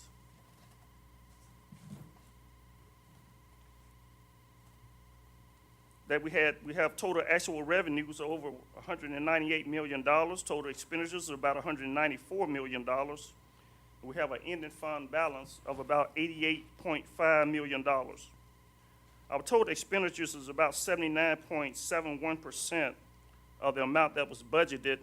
However, we want to keep in mind that we did transfer millions of dollars from general fund to our capital reserve fund, about $5 million, a couple of $1 million from our general fund to our technology reserve funds, because we want to have some funds available for future needs. And of course, we'll be coming to you sometimes later about a security reserve account and a vehicle replacement account. And again, this is an opportunity for the district to have some replacement accounts available when those needs arises. Because there, as you know, no vehicle runs forever. There's always numerous security challenges out there where there are cybersecurity, metal detector needs, and various infrastructure needs. So we want to be prepared to be able to meet all those expenditures when the time comes. Lastly, the breakdown of our general fund balance. Of course, this is a new report we put in. This is on tab 3. And we note that, as I stated, that our total general fund is about $88.5 million. Of course, when we say general fund, a lot of times we think that these are funds that are available to be expended however we choose, but some of these monies are already obligated for various priorities. For example, out of this $88.5 million, about $5 million of it is earmarked specifically for transportation. About $1.3 million of it is for those turnaround schools. Of course, this is a grant that the governor provided for fiscal year 2023. Of course, all of our state foundation funds that will be expended by the end of the year. And of course, there was a UAB COVID grant that Dr. Williams, of course, wrote. And of course, a lot of that would be expended on some of our contract nursing and some of these other expenditures. So we have a real local general fund balance of about $70.1 million. Again, our general fund balance is about $70.1 million. We know that our state requirement is about $20.6 million. So we are a few months beyond our state required fund balance. Any questions, Madam President? Thank you very much. Are there questions of this board, from this board? Well, Mr. Watts, no Okay. questions. Thank you very much. Yes, ma'am. And let's look at that resolution. Sure. Okay. As you know, the ad valorem tax dollars will begin in the month of October, fiscal year 2024, which begins October 1st of 2023. We'll start receiving those ad valorem tax dollars. We had a resolution passed sometimes last year, if I'm not mistaken, that stated that we'll go ahead and start on our program. And of course, what we stated was, as Volker continued the capital program, we had the architects drawing up stuff, and some of those programs has already been approved by the board. The Carver ninth grade academy and the gym and so forth. So several of those things have already been approved. What we wanted to ensure was that our general fund would be reimbursed back after we start collecting those tax dollars. Of course, we will let some bonds, and after we let those bonds, then the general fund will be reimbursed back for the monies that we've already expended on the capital program. What this resolution does is it also requests that we also request a reimbursement back to our general fund for other expenditures that was approved as it relates to that ad valorem tax increase. Of course, as you know, and I think I sent a list out to all board members showing some of the things that were approved as it relates to the ad valorem tax, such as some additional security guards. We want a security guard at every one of our elementary schools, as well as our secondary schools. AP teachers at all of our traditional high schools, an AP teacher at all of our middle schools, assistant principals wherever the need arises, art and music teachers for each one of our schools, all 50 of our schools, career technical education teachers for all of our high schools, some additional career tech teachers at Impact, math and reading and art specialists, couple of directors, incentivize some candidates in hard-to-staff positions. So these were several of the things that was approved or that we spoke about as it relates to the ad valorem tax. So because teachers started working in the month of August, some of them will be paid in September. That will be before we start receiving those tax dollars. So we want to go ahead and get those teachers on board. Let's go ahead and pay them. And then again, when we let those bonds, then we would request general fund be reimbursed back for the money it has already expended. So that's what this resolution does, Madam President. Thank you very much. Are there questions of Mr. Watts? No questions? Thank you, Mr. Watts. Yes, ma'am. We're at item M. Dr. Melvin Brown is going to address us with a recommendation regarding Park Crossing. Thank you, Madam President, members of the board. Obviously, we know what took place last night. Park Crossing High School sustained significant water and smoke and roof damage resulting from a fire on last night. The cost and extent and necessary remediation and repair work is unknown at present. It is also absolutely essential that said work be accomplished expeditiously for the health, safety, and welfare of students, faculty, and staff. Time does not permit the necessary remediation and repair to be done, and that work to be done through competitive bidding. And accordingly, I recommend that our Board of Education declare an emergency pursuant to Alabama Code 16-13B-212 for all necessary remediation and repair work at Park Crossing High School. Thank you. Are there questions of Dr. Brown regarding this recommendation? I just, on this, I'm fine with that, but, it wouldn't really matter because insurance would pay for that, right? Right, we still have the contract of services. Other questions? Thank you, Dr. Brown. At this time, you can continue, Dr. Brown, please, with a defined proposal. Thank you. At the moment, we're interested in forming a partnership with Defined Learning to assist in the development of pathways at each of our schools. As you know, we talk ad nauseum about how we can develop pathways across all of our schools for career options for all of our students. Defined is a revolutionary ed tech company and powerhouse think tank connecting globally renowned educational experts, industry leaders, and community stakeholders who together are reimagining the intersection of workforce development and K-12 education. To ensure that all students have the opportunity to thrive as future-ready graduates, we would partner to scale our K-12 career-connected learning for MPS students, purposefully built on in collaboration with community and industry partners, which would mean all of our partners we've worked to develop relationships with, we would be able to plug them into our system and provide our kids with access, purposefully built for them to be successful long-term. It's aligned with Alabama's teaching and learning standards and designed with intention to support our strategic plan. We would also be able to fortify and accelerate the growth of equitable and sustainable pipelines of globally competitive students and graduates coming from our district, directly fueling the economic development in our city and beyond. This venture will also involve career-connected problem-based learning in classrooms, career experience ecosystem development, and professional learning for all of our principals and teachers to lead PBL in our schools and classrooms. This would enable us to plug each of our partners in, as mentioned earlier, in the delivery of instruction to increase exposure to careers. One other piece I'll add to this, that's 100, as I mentioned earlier, 100% aligned to Alabama standards. It is cross-curricular and will support all of our other high-priority curriculum resources, including what we just spoke about earlier with high ed, driving home our district goals and around graduation expectations and profiles, and our ability to systematize and track their progress. And as you also know, we're working on our Portrait of a Graduate now. That should be completed, I predict, sometime around October. This would dovetail with that work as well to provide kids with a rounded view of what education can and should be, so that they can go into those four entities that actually Ms. Hill-Johnson spoke of earlier, of career, college, entrepreneurship, and military. Okay. This is also would be funded through our ESSER 3 funds. I'm sorry, funded through what? I'm sorry? Through what? Funded through what? ESSER 3. Okay. Thank you. Are there other questions of Dr. Brown? Thank you, Dr. Brown. I understood you to say, and it is in the document, that we're looking at K-12. Yes.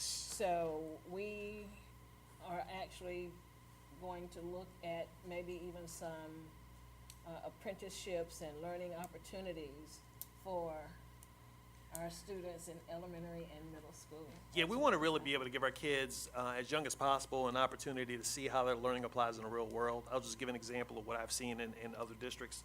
One that I can recall that I was fortunate enough to work with. We had a group of third graders who did a water conservation project in the district, in their classroom. And they were really excited about it. They had an opportunity to present that to City Council. And City Council approved that project, and now that has come to fruition in that particular city. I think our kids have as much or more capacity to do those types of things, and we want them to understand that how their learning is relevant to the real world, what changes they can make, what impact they can make on what society looks like, and how we can grow whatever it is we have in our city for our kids and have them be the people who actually lead that effort. So I'm pretty excited about what that can be for not only for our district, but for our state and for our nation.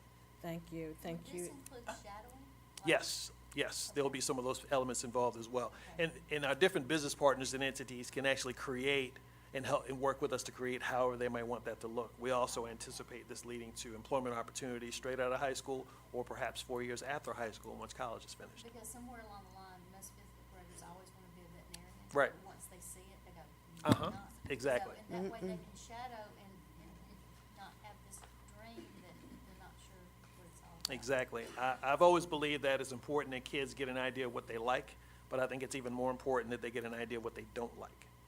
Exactly. Thank you. I have one question. Yes, ma'am. So the partners will be performing, They'll be helping us build the pathways themselves and creating the ecosystem that allows our business partners to enter into that. So there's a platform involved and a lot of different interactions in terms of professional development and how this shows up in classrooms. and surely we'll know as that takes place? Yes. Okay. Because I initially said table it, because, you know, we had a lot. We had a lot of contracts. Because I didn't really understand it, and it sounds really good. It's certainly an opportunity. And now that we've taken those cell phones, we better be finding some stuff to do, because some of them are going through withdrawal. Some of these, I'm serious. Some of these babies, one little boy asked me, he said, "Ma'am, you have a magnet?" I said, "Not today. Not today," but he was a little fella at a middle school, and I felt so bad for him. He looked so pitiful, but that's don't get me involved with that. They say you can't do it. So I'm serious, though. We really are going to have to push for some innovative things, because they're used to looking around and moving and keeping their mind going. So if it helps them, sure, why not? Well, since you brought it up, we'll just go ahead and add that a lot of these students are learning how to socialize with each other. They're learning how to interact and engage with each other, with the teachers. They're enjoying actually talking to adults. I ran into a young lady at one of the high schools and tried to get her opinion. She wanted to know, if I see somebody that I want to communicate with later, how can I get their number? And I said, paper and pen. And, all she could do was laugh. But, they have adjusted fairly well at the high school level. Those who are having withdrawal are no worse than you or I when we don't have access to ours. So I think it'll be all right. But thank you all very much. Dr. Brown, General Counsel job description. Sure. At the board's pleasure, we put together a job description for General Counsel for our school district. That position would serve as legal advisor and representative for the school district. Senior leadership position requiring experience in transactions and litigation and thorough understanding of education law regulations to provide timely and accurate legal guidance to various stakeholders, which would include us. This includes collaboration with the superintendent, school board, human resources, and other school leaders, and it is the responsibility of the general counsel to proactively anticipate and mitigate legal risks for the district. That would be a position that would be funded through general fund. Are there questions of Dr. Brown regarding this job description? Thank you. When will it go active? You have to approve it first. Oh, Once approved, then we'll initiate the posting and go through the process. Okay. And we anticipated that the board would be involved in those interviews and decision-making pieces. Thank you again. Okay, the next two items, I will lead our discussion. The Montgomery County Board of Equalization oversees the hearings regarding property valuation appeals. This board is responsible for evaluating evidence presented by citizens during an appeals process, subsequently making a fair, independent, impartial, and objective decision guided by the legal standard in Alabama. In order to be eligible, nominees must have resided in the county for at least 5 years, own taxable real property within our county, be registered as a qualified elector, and not currently hold any public office or government employment. We presented this request to our board members. We have received one recommendation to submit as a nomination. At this time, we need to discuss this. Are there questions or recommendations from this body for the Board of Equalization nominees? Would you like to?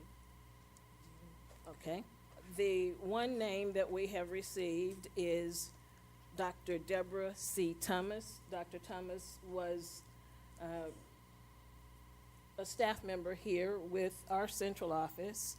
Most of us know her level of expertise.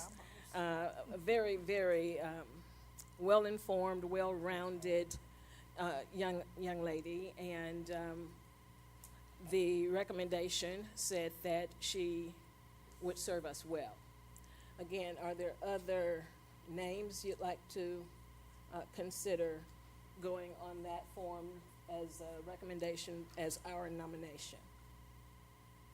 Just a question, how do people in the community know about this? I know in the past there have been, and maybe they probably should not have, I don't know, but there have been people that have been interested that have contacted us as board members or what have you.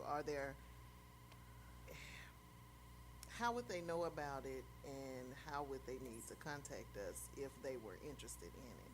That's my question. Do we have to decide tonight, or can we just talk about it and then table it, and let's get more out there in the general public to see who else might be interested? I don't. I'll have to go back and look at that document, but I think this nomination is due pretty quickly, but let's see. Do we have a copy of it? Because we received it last week. It doesn't say when, does it? Guess I misunderstood. When did we find out about it? I think we just got it in the. No, it came out to us last week. I know, but I didn't understand it. Yeah, it's just a recommendation from this body. It's not something that, individuals would solicit a nomination.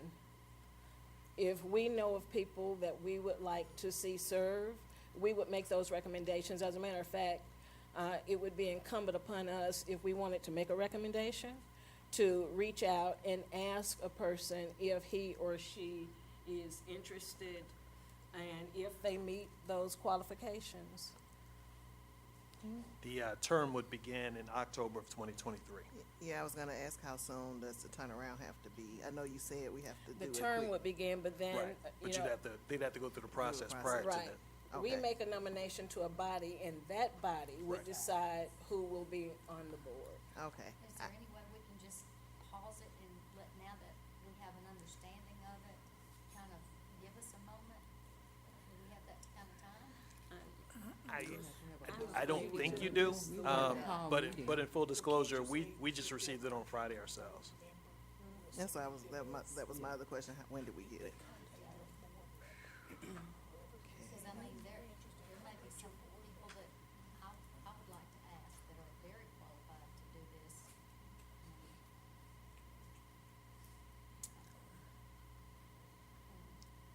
Madam President, Do you want to call me? We would have to have a call meeting to, That's what I'm looking Address at. that I'd have to situation. communicate with that board to verify, because I don't have it in front of me. Okay. Is there any more discussion? Okay. I'm sure y'all know Dr. Thomas. I have nothing either way to say, but I think there should be more than one person that we vet for this. And then what's the term that they, how long do they stay? Is it 3 years or 4? That'd be 4 years. 4-year term.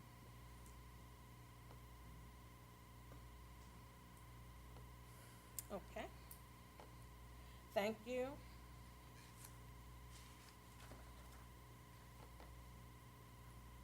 Okay, members of the board, we know that we are all stars, but the Alabama Association of School Boards is presenting an all-state award at our December conference, and they are asking for nominations. Is there any discussion about the nominations? Yes. I'd like to nominate Claudia Mitchell Okay, that will come during. after we, But you have to read I'm not an it. AASB fan, so I don't have really nice things to say, but Okay. I could say Claudia could leave me all day long. Well, and I said we'll do that later, but to be honest, at this point, it's a discussion. What we would do would be either to pull this from the consent agenda later, if you want to do it as a nomination, but if during our discussion, we only have that name submitted, then, we would not be required to pull it from the agenda, so. And we need to make sure that we look at the eligibility real well. Read it. Did you all get your copies? Yeah. Yeah, that lets you know, and I do have that I could read to you. I don't want to take up a lot of our time tonight because it has been a long agenda. But the criteria, and I sort of reduced some of the criteria because some of it was not relevant to us, but they need to have participated in events within the past 12 months and include significant contributions within the last 5 years. Nominees will be judged on a demonstrated commitment to Alabama Association of School Board Member Academy training activities, participation in the local AASB state and national education activities, proven activism in legislative and/or local issues where we advocate for K-12 public school children, participation in the AASB Advocacy Day and/or the AASB Poverty Simulation, leadership in local education and related activities, support for our school board's policies and practices, participation in community activities and/or contributions to greater public understanding and support for our local schools, as well as commitment to upholding the highest ethical standards for school board members as embodied in the Alabama Code of Conduct. That sounds like Miss Claudia Mitchell. Just saying. Okay. Thank you for that suggestion, and, Because this is due September 1st. Yes. okay. At this time, do we have new business? We do, I do. Yes, ma'am. Old business, can we add a column for old business? That way, when we do new business, we can come back with the old business to tell us what happened with new business.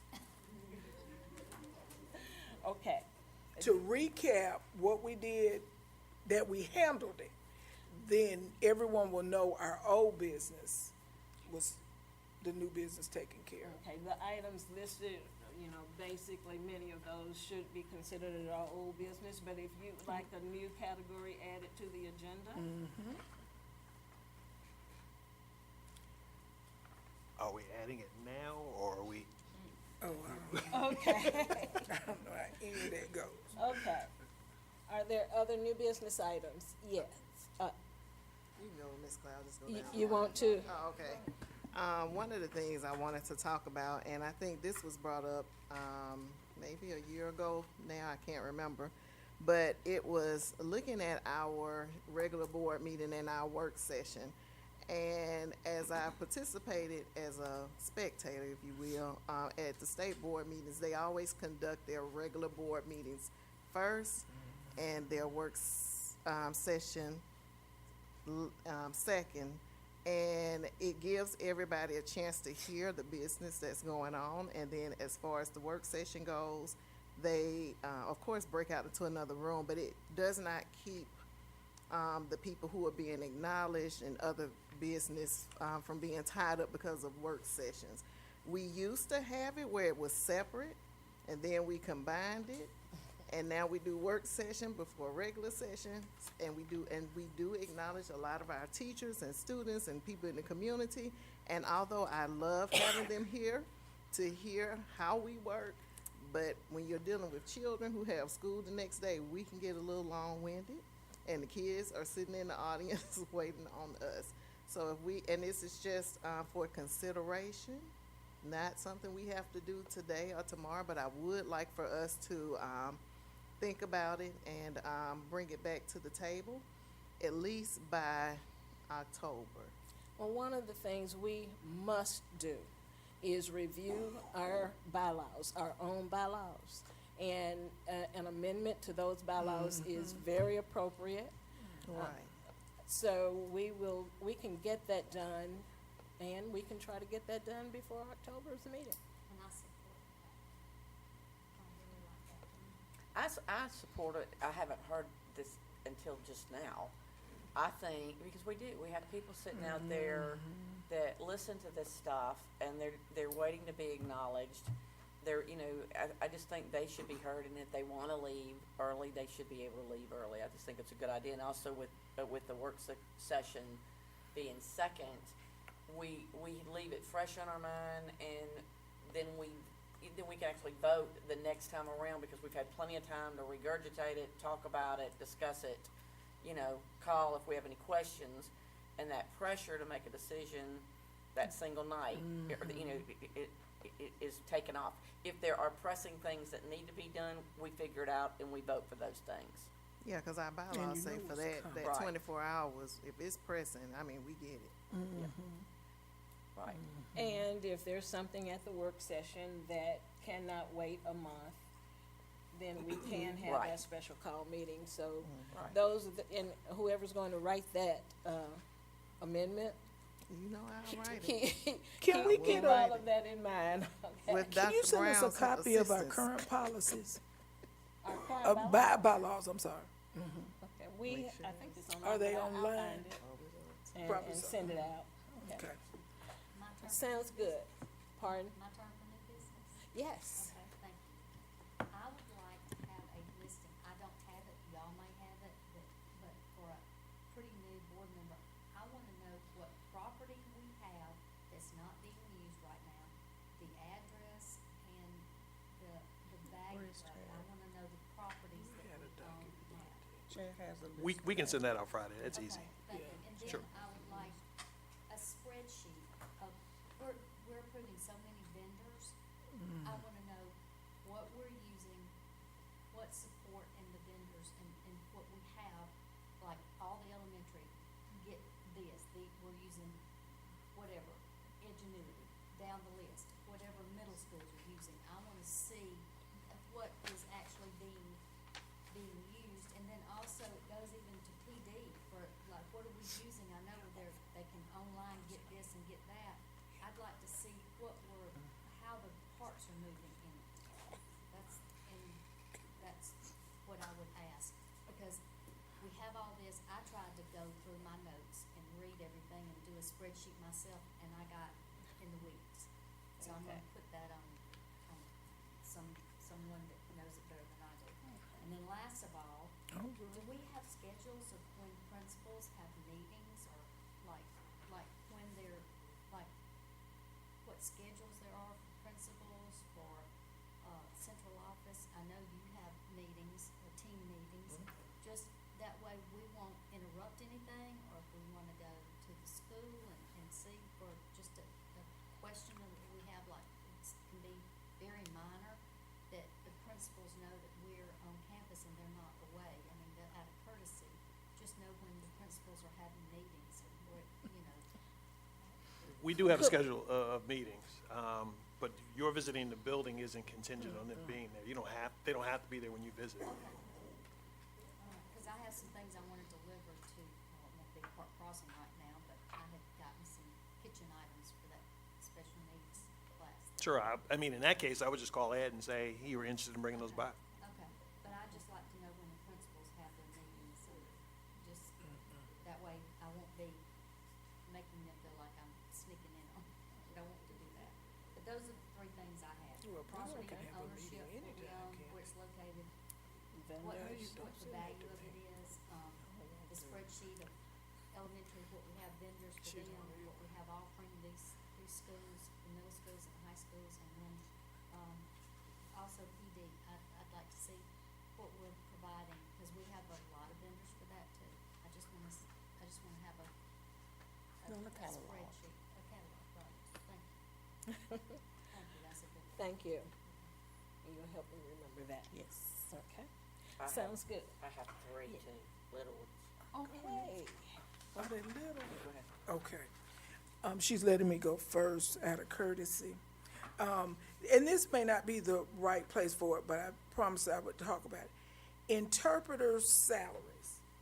Interpreters are classified as classified personnel instead of certified personnel. Well, actually, most of our interpreters are done via contract with an organization. Okay, this particular interpreter is hired through MPS, but she's hired on classified. I would imagine it probably is a classified position, more than likely. Even with certification to I- interpret? I don't want to answer because I don't know the question. Okay. I don't want to have background and then have on the record something wrong, but if you want to send it over to me, we can find out. Okay, we're gonna talk about it, right? Sure, Say it. I mean, I want to get you to answer first and then give you the opportunity to Okay, talk about but it. I think it's worth looking at too. Just an interpreter contacted me and she said, would you just check into this for me, please? She's really good at what she does. It'd be great if she just talked with her supervisor as well, they'd get that information moving, because she might already have her answer. That's true. I know she thought I was her supervisor, and I was pretty pleased with that. So I said, I'll see him Tuesday, I'll ask him. So, but that's all I had. Nothing. Pam, Okay. I have three. Two are purely selfish. One is when we move into the new building, if whoever sets up the seating arrangement for the board members, if I could be scooted this way so that we could position the TV or the whatever. That won't be an issue. Oh, yay. Okay, good. Okay. Number two, I'm gonna do the selfish, well, I'll leave that one to last, cause y'all, the people like think I'm crazy on that one, but I'll leave it to last. The second one is this. I've already forgot it. I didn't tell y'all I'm ADHD. I'm bad. Yeah. And not medicated. Okay, we talked about the TAP program, kinda like we were gonna try to recruit new teachers. And we talked about it, we haven't readdressed it, about paying for their master's degree or something like that to build new teachers for recruiting. Is that still on the table? Yes, we're still building that and want to bring you a plan, Okay, good. or excuse me, a proposal. Okay, just wanted to make sure that that's still me. And third, I'm just gonna say, I've never said this, and I'm the oldest member on the whole board, but we are the lowest paid board members in the whole state of Alabama. Now you're talking. And I think we deserve a raise, and whoever gives those raises, because we give raises to everybody, but we never get nothing. That would be you. We talk to ourselves? Yes. I motion There will be a, for a $20,000. We're still in the work session. We're still in the there work will session. not be another approved contract. No, we don't even make minimum wage. Do we really do that? We do. I mean, that needs to be discussed. I mean, if you look at everybody We're in else, agreement. we are, I'm telling you, y'all, we make 10, that's it. Okay, come on. Okay. I Thank just you. wanna bring that up. Thank you very much. I think we have about 7 items of new business, and I'll make certain that those items are responded to and/or added back to the agenda in the next meeting. Thank you very much. We will give the announcement on our next meeting dates after the next meeting, but the work session is adjourned.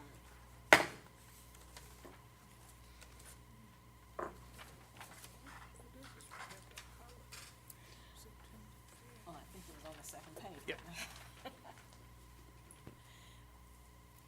Okay, at this time, we call to order the the regular meeting of the Montgomery County Board of Education for our August 15 regular meeting. Again, good evening to you, and thank you for joining us. Reminding you that a majority of our voting members constitute a quorum. We still have 7 members at the table. I declare a quorum is present. Our agenda was posted and has been available for review. If there is no objection, we will adopt that agenda by unanimous consent. The question before you at this time, is there objection to adopting our agenda? Is there objection? Hearing no objection, the agenda is adopted by unanimous consent. I ask that you indulge me for just a brief moment. I will not be as long as I usually am on remarks. Welcome to another academic year at our MPS. Our MPS family is excited about the hopes and the aspirations of our students, our faculty, and our staff members. We have all participated in awesome opening celebrations, from an inspiring, spirited convocation to a festive, fun-filled back-to-school bash to rebranding at several schools. It is a new day, and MPS is rising. We're off to a great start, and we plan and hope to get better every day. There is more with MPS. But because of recent breaking news, I have asked Dr. Brown to come to us, not just with that information, but to give us a brief update on some of our accomplishments and where we are as it relates to last night's event. Thank you, Madam President. We've gotten off to a really good start. Schools have, for the most part, had a very smooth transition into the school year. As a team, we've been able to reflect on the first couple of days of school and actually talk about what happens in classrooms versus the disruptions that may take place, as we may have discussed in the past. I was very pleased to get into, in the first couple of days, I got into 22 schools, I believe it was, just to get a feel for where things were, talking with kids, talking with teachers and staff, and getting a feel for the school year. It's really excited to see a lot of things getting off the ground and starting already. Some outstanding, exciting events in each school. I went out to Pentlala, and every classroom went in, kids were actually engaged in learning, and that was on the first day of school.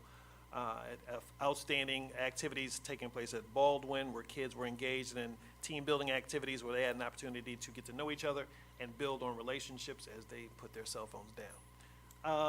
Also a very exciting opportunity to see the construction of the house system at Lamp, where the entire student body got to work together and get assigned to their houses, where seniors are working with freshmen across the board, and actually saw those relationships begin to start from the very beginning as our seniors begin to step up as leaders. I believe we have that capacity across our entire district, so I'm very excited about our future and the things we've already begun to establish.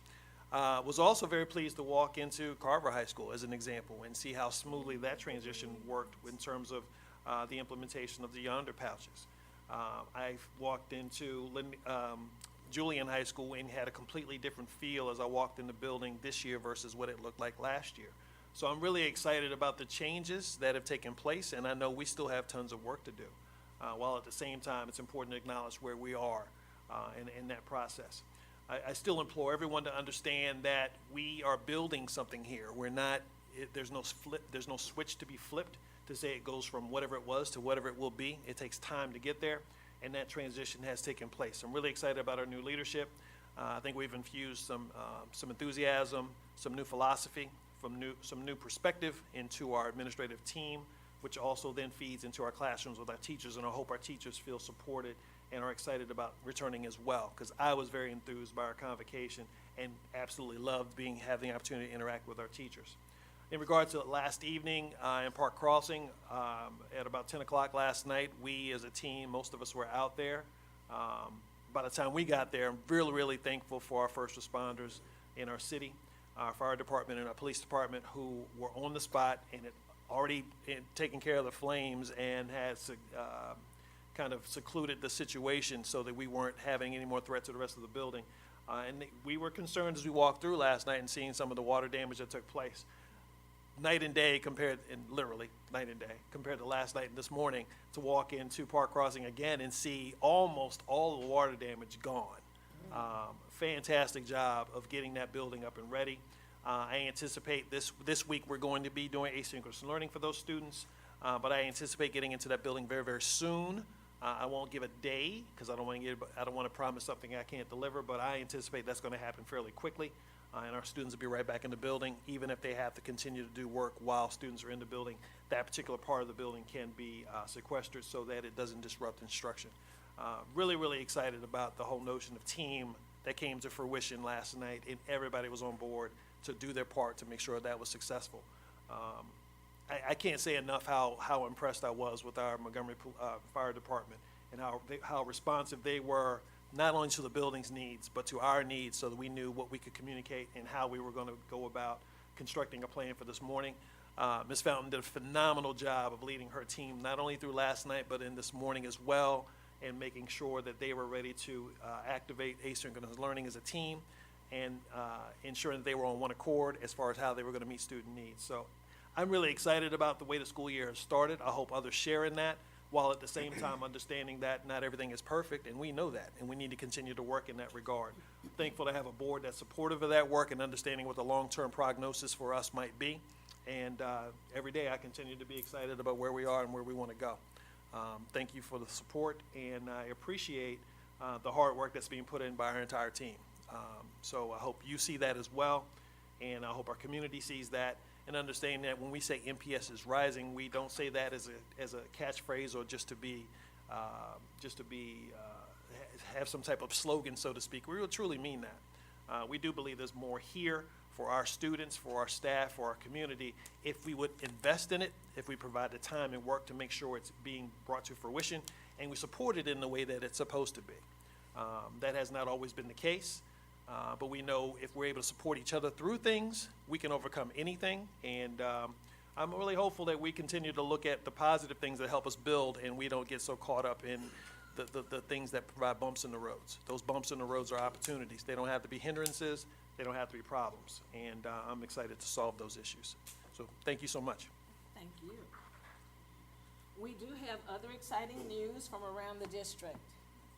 First, let us again thank CSX for their generous donation of $50,000 worth of gym equipment to McKee Middle School. The McKee Fieldhouse is now fully furnished with new equipment.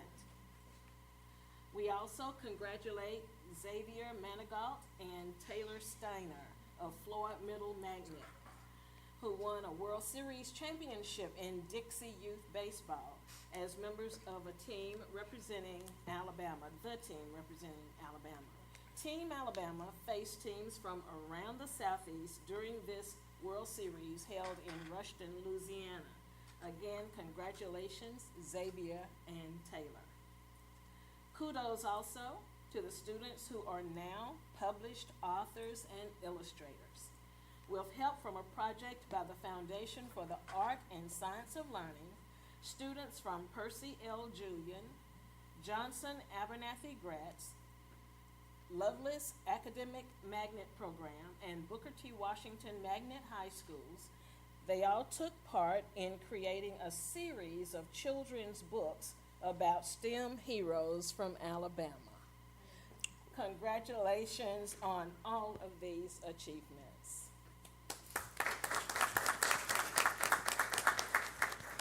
At this time, Ms. Jade Jones, recognitions.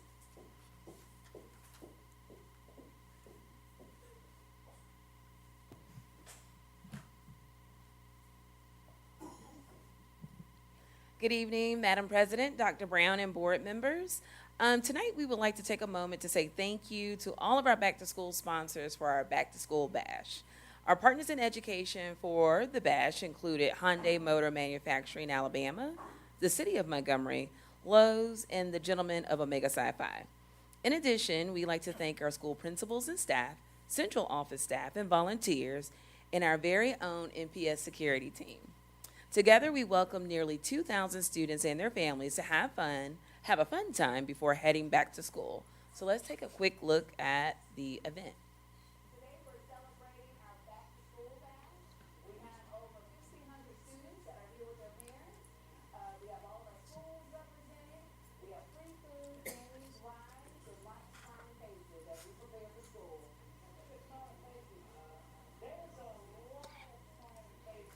Can you see?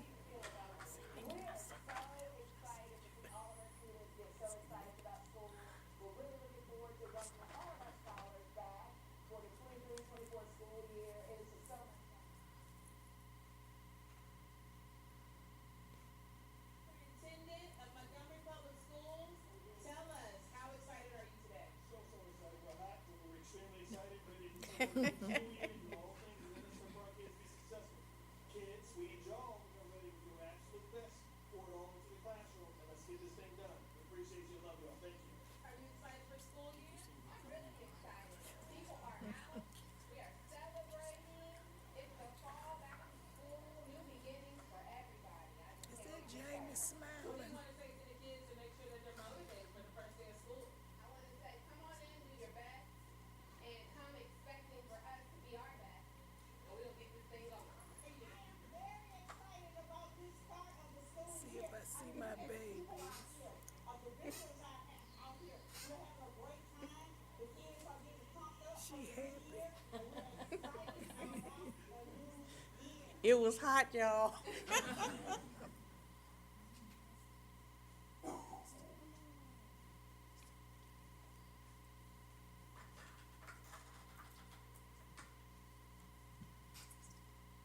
Again, we want to thank everyone that came out to the back-to-school event. It was really fun, and we have permission to do it again, so we're looking forward to that.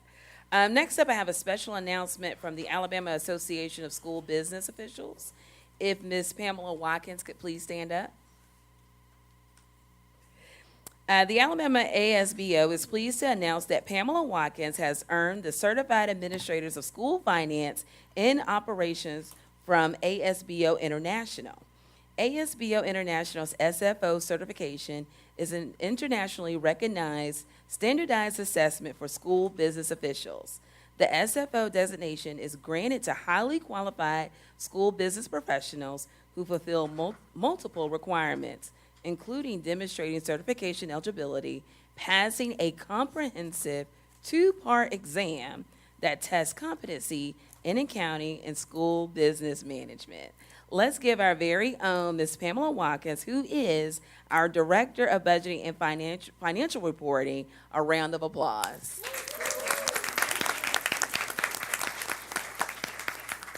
We love Ms. Pam so much, so congratulations, Ms. Pam. All right, next up, I have some more recognitions, Madam President. I'm excited to share from AASB, which is our school board's organization, and I have certificates of achievement to present to Ms. Pamela Cloud for the completion of Level 1 in the Alabama Association of School Board Member Academy. So congratulations. I'll pass it out to you in a second. So congratulations, Ms. Cloud. And, and also, the same award goes to Ms. Pamela Portis. So congratulations. And the fun does not stop there. There is a pretty little plaque that will go on Miss Erica Watkins Smith, her name tag there. And they're asking that you attach this date plate to your master school board nameplate because you are now a master school board member. So that is for the 22-23 school year. So congratulations to you. Sorry about that. So let's give our school board members another round of applause. And Madam President, I thank you so much. Thank you, and congratulations, high achievers. Overachievers. I have no scheduled public comments listed, nor citizens' comments. At this time, we move to our consent agenda. On that consent agenda, we have items A through N. Dr. Brown. Did you want to give a nomination? Okay, we had one nomination. Just one. Do we need to, anything that they wanted to discuss further should be asked to be pulled? Yes, I thought we were gonna pause L. That would be now. We were in the work session when that comment was made, okay? So, here. And did we ever come up with a nomination on M? Did we accept Claudia? L and M supposed to be, I think. Those were both recommendations, and we were going to vote on those at this time unless they are pulled. So, So I'll make the motion. yes. I'd like to recommend that the board approve the consent agenda. I move that we accept the superintendent's recommendation to approve the consent agenda. I second. Yes. So, did we well, I need clarification. Did we accept Claudia as the nomination or not? We have to vote. You have to We have discuss to it. vote, at this time, so if, I thought we were gonna pause I for the, Wait a, hold on. It had to be, okay, Still on the table. okay, I'm getting it, John. that's okay. We do have a motion And a second. and a second, and so it's now time for discussion. And this is where, if you would like to pull any item, you would let us know. Okay, I would like to pull M, so we can vote. Am I right? Yeah. Okay, I would like to pull M, so I can Discuss and nominate vote. Okay. Claudia. Okay, your recommendation was accepted during our discussion. Okay, but that's okay. Okay. We can still pull it and make it official. It was gonna be official on the consent agenda, but that's okay. Okay, then let's leave it. If She just Claudia's wants our it nomination, official, leave right. it. If she's our nomination, leave it. I wanted to pull L so it would give us time in case the other nominees we would like to put in place and let them know. Ms. Clark, just before you make your motion, did you want to withdraw your motion, Dr. I Keith? will withdraw my motion. There you go. Okay, Dr. Coleman, just since we're still in discussion. Yes. Another thing that was just shared with me is that we can, for the AASB, you can have more than one nomination. Apparently, there can be no more than, up to 3 people can serve in that, to my understanding. That's the Board of Equalization nominees. No, You could have up to 3. oh, it was that one, okay. We had a misunderstanding then. We were just trying to figure it out. Okay. Okay, so we're gonna keep M and we're gonna now, If you would like to pull L, then that's your statement. I would like to pull L to give us more time to, or at least a month, just to table it for a month, to see if we can get other nominees. We don't have a month. We don't have a month. No. If you pull it, you'd be pulling it to vote on it as a separate item. And don't we have to come back as a special meeting to do that? So we're only gonna do 15 hours, and must still need 15 hours and attend. Do you have another name that you, no, so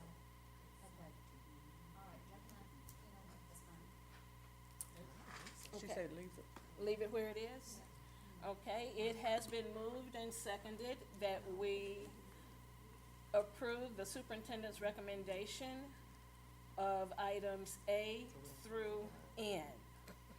It's time for the vote. All those in favor, let it be known by raising your hands. We're voting for everything, right? It is unanimous. Dr. Brown. Madam President, I'd like to recommend for approval the certified personnel minutes. You've heard the recommendation of the superintendent. Is there a motion? I move to accept the recommendation of the superintendent for the approval of the certified personnel minutes. Is there a second?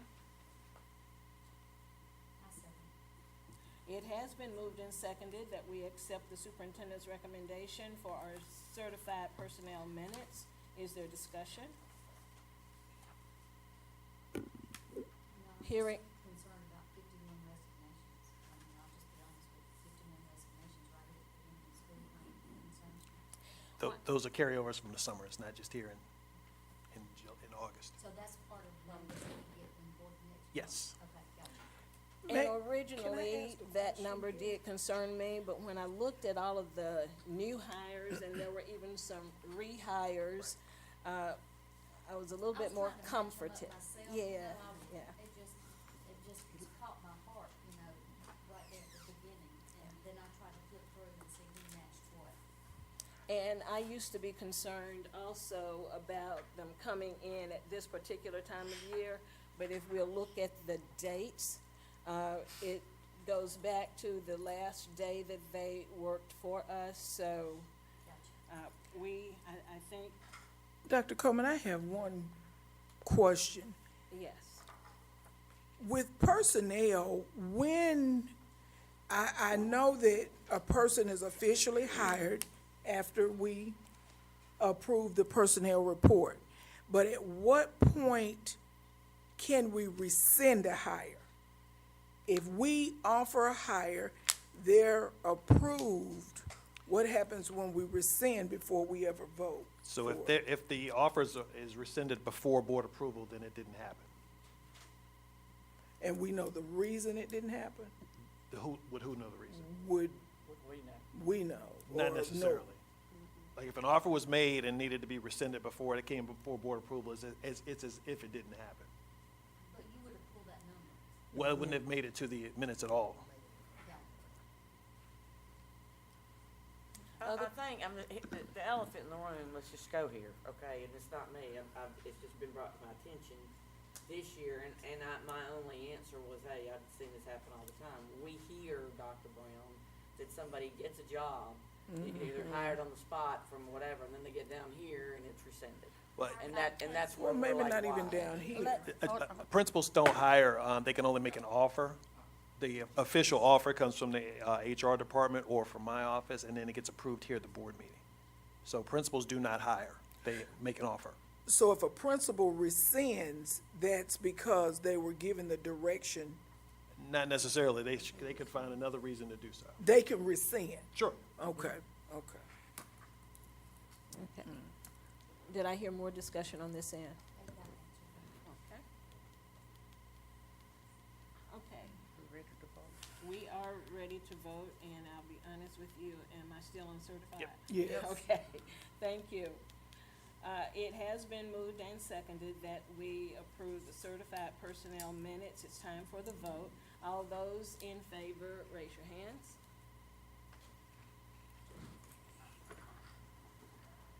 Okay, it is unanimous. Dr. Brown, classified personnel minutes. Madam President, I recommend for approval the classified personnel minutes. You have heard the recommendation of the superintendent regarding classified personnel minutes. Is there a motion? A motion to accept his classified personnel minutes. Second. It has been moved and seconded that we approve the superintendent's recommendation for our classified personnel minutes. Is there discussion? Hearing no discussion, it's time for a vote. All those in favor, raise your hands. It is unanimous. Item C, general counsel job description. Dr. Brown. Madam President, I recommend for approval the general counsel job description. Madam Chair, I move that we approve the superintendent's recommendation. I second. It has been moved and seconded that we approve the superintendent's recommendation on our general counsel job description. Is there discussion? Hearing no discussion, it's time for a vote.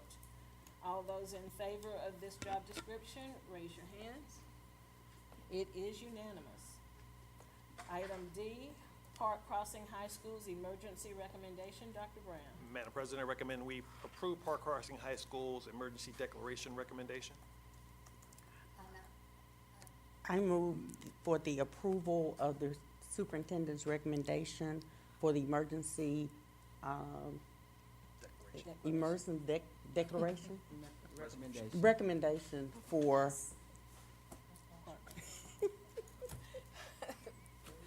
I second. And it has been seconded. Was that Ms. Cloud? yes. No. A and B, A and B. Okay. It has been moved and seconded that we approve the superintendent's recommendation on the Park Crossing High School's emergency declaration. All those in favor, raise your hands. It is unanimous.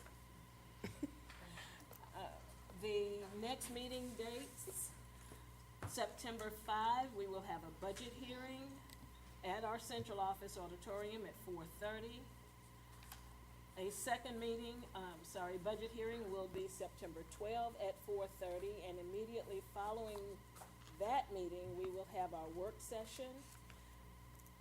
And immediately following work session, we will have our regular board meeting, all on September 12. At this time, our meeting is adjourned. Is Mr. Watts bringing snacks? Are you bringing snacks? We need an invoice. We need an invoice.